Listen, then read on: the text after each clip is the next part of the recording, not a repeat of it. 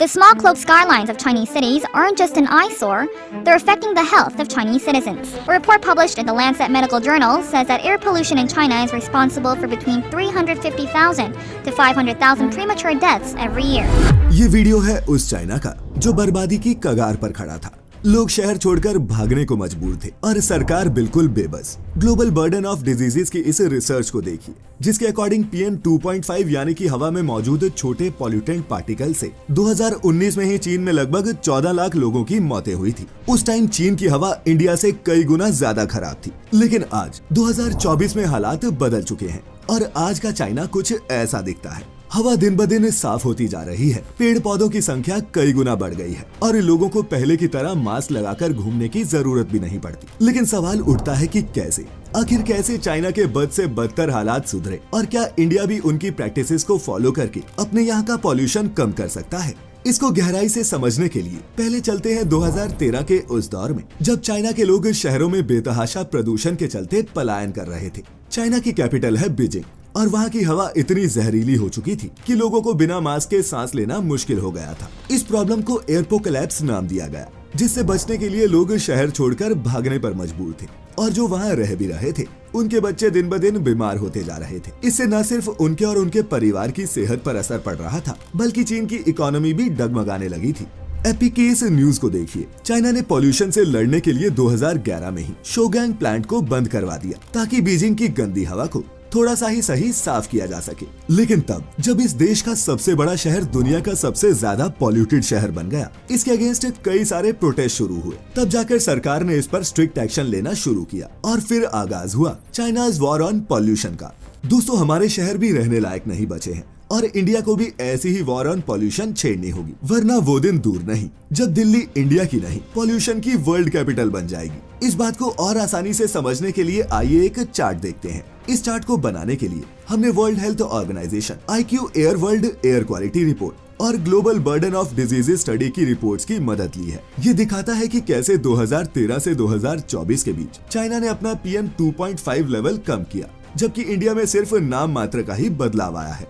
अब सोचिए, 10 से 11 सालों में ही चीन के हालात पूरी तरह बदल चुके हैं, लेकिन क्या इंडिया भी ये कर सकता था? इसका पता लगाने के लिए चलिए पहले जानते हैं कि चीन ने इस बीच क्या क्या कदम उठाए। तो चाइना के इस सक्सेस का सबसे ज्यादा क्रेडिट जाता है उनके नए पॉलिसी एनफोर्समेंट को। चाइना ने पॉल्यूशन को कंट्रोल करने के लिए कई स्ट्रिक्ट पॉलिसीज बनाई। इसमें 2013 में आया air pollution prevention and control action plan भी शामिल था, जिसके जरिए इंडस्ट्रियल एमिशंस और पॉल्यूशन करने वाले व्हीकल्स पर रोक लगा दी गई। जरा चाइना डेली के इस आर्टिकल पर नजर डालिए जो 2022 का है। इसके हिसाब से चाइना ने बीजिंग में पॉल्यूशन कम करने के लिए अपनी आयरन और स्टील जैसी पॉल्यूशन प्रोन इंडस्ट्रीज को 2008 में ही शहर के बाहर शिफ्ट कर दिया। साथ ही में व्हीकल कंट्रोल पॉलिसी के अंडर कम से कम नंबर प्लेट्स इशू किए, जिसमें 70% का रेशो न्यू एनर्जी व्हीकल्स का रहा। इसके बाद अगले नंबर पर आता है इन्वेस्टमेंट इन ग्रीन इंफ्रास्ट्रक्चर।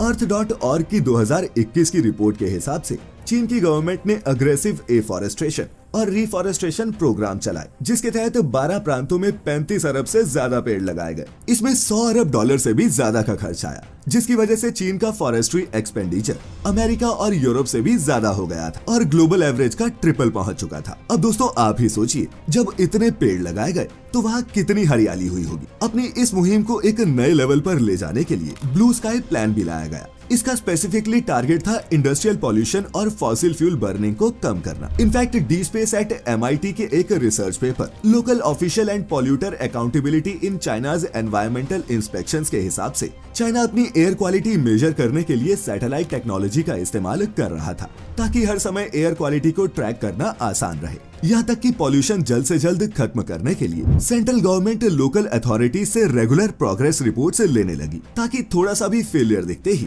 स्ट्रिक्ट एक्शन लिया जा सके। ऐसी स्ट्रिक्ट मॉनिटरिंग और अकाउंटेबिलिटी ने पॉल्यूशन कंट्रोल को इफेक्टिव और सस्टेनेबल बनाया। अब दोस्तों, कहीं ना कहीं आपके दिमाग में भी आ रहा होगा कि इंडिया भी ऐसे ही अपना पॉल्यूशन कम करने के बारे में क्यों नहीं सोचता। तो दोस्तों, सच ये है कि इंडिया के लिए इन प्लान्स को फॉलो करना आसान नहीं है और इसमें सबसे बड़ी प्रॉब्लम है सिस्टमैटिक चैलेंजेस और पॉपुलेशन डिफरेंस। वैसे तो चाइना और इंडिया दोनों की आबादी में ज्यादा फर्क नहीं, पर चाइना में सेंट्रलाइज्ड गवर्नेंस सिस्टम होने की वजह से रूल्स रेगुलेशंस जल्दी इन्फोर्स हो सकते हैं, लेकिन हमारे देश में फेडरल सिस्टम चलता है और स्टेट्स और स्टेक होल्डर्स के अप्रूवल के चक्कर में पॉलिसी को इम्प्लीमेंट करते करते ही सालों लग जाते हैं और अगर कुछ ऐसा कानून ले भी आया जाए तो भी करप्शन उसे ग्राउंड पर इम्प्लीमेंट नहीं होने देता। खैर, इससे हमारा मतलब ये हरगिज नहीं कि इंडिया में भी सेंट्रलाइज्ड गवर्नेंस सिस्टम होना चाहिए, बल्कि बस इतना सा कहना है कि कुछ पॉलिसीज को तो बिना विवाद के आसानी से लागू करना ही चाहिए। और एनवायरनमेंट भी ऐसा ही एक क्रूशल मुद्दा है जिसकी बात तो हम सर्दियों में बहुत करते हैं,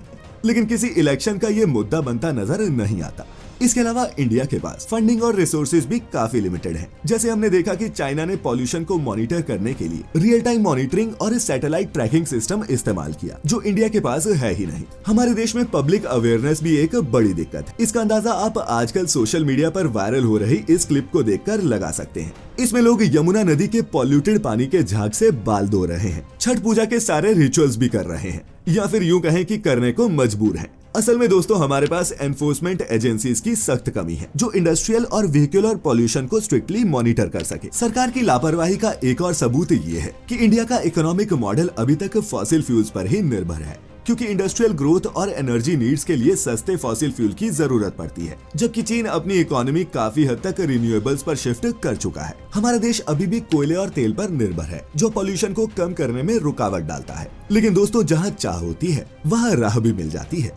इंडिया अगर चाहे तो धीरे धीरे ही सही पॉल्यूशन कम करने के लिए नई पॉलिसीज ला सकता है। सरकार के साथ पब्लिक को भी ऐसे इनिशिएटिव्स लेने चाहिए जिससे पॉल्यूशन कम किया जा सके। जैसे इंदौर में रहने वाली डॉक्टर जनक पलटा को देखिए, ये अपना खाना सोलर कुकर में बनाती हैं। ये पराली और न्यूज़पेपर को मिक्स करके फ्यूल की तरह इस्तेमाल करती हैं।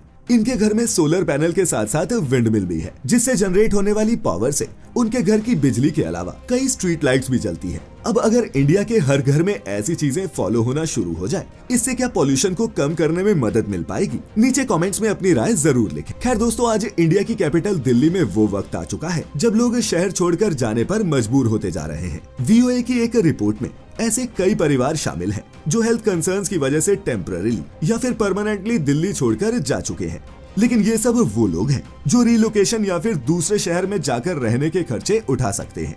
लेकिन उन लोगों का क्या जो अपना घर चलाने के लिए अलग अलग स्टेट से दिल्ली आते हैं, जिनके पास यहाँ रहने के अलावा और कोई चारा नहीं। खैर, आज की इस वीडियो में इतना ही। हम उम्मीद करते हैं कि चीन के जैसे इंडिया भी अपना पॉल्यूशन कम कर पाएगा। और अगर आप भी दिल्ली NCR में रहते हैं तो नीचे कमेंट करके जरूर बताएं कि पॉल्यूशन आपको और आपके परिवार को कैसे इफेक्ट करता है। तो फिर मिलेंगे किसी ऐसी ही इंफॉर्मेटिव वीडियो में।